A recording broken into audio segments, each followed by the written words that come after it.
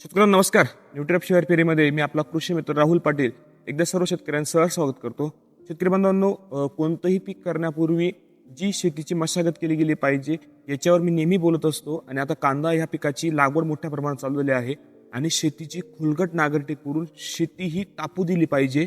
कारण की basal dose रासायनिक खतांचा किती वापर केला परंतु जोपर्यंत जमीन सोलराईज होत नाही, जमीन चांगली तापत नाही, तोपर्यंत उत्पन्नामध्ये 100% त्या ठिकाणी आपल्याला अभाव हा जाणवत असतो. मग खोलगट नांगरटी करून शेत चांगलं तयार झालं पाहिजे, माती आपल्या जमिनीमध्ये चांगली तापली पाहिजे, भुसभुशीत माती त्या ठिकाणी मिळाली पाहिजे.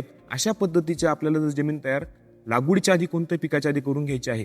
आणि ह्या व्हिडिओच्या माध्यमातून मला सगळ्यात जो महत्त्वाचा मुद्दा होता तो सांगायचा होता की जमिनीचा ऑर्गॅनिक कार्बन जो दिवसेंदिवस कमी होत चाललेला आहे त्याच्याकडे लक्ष घालणं आपल्याला तेवढंच नक्की गरजेचं आहे. तर त्यासाठी आपल्याला काही उपाययोजना करायच्या आहेत. त्याच्यामध्ये सगळ्यात महत्त्वाचं शेणखताचा वापर करायचा आहे, ह्युमाकेल फॉस्फॅटिल सारखं वॅक्सिनेशन करायचं आहे, ऑर्गॅनिक मॅन्युरिंगचा वापर करायचा आहे, ग्रीन मॅन्युरिंग जे म्हणतो आपण ताक ढेंचा यांचा वापर जेणेकरून आपल्याला द्यायचा आहे.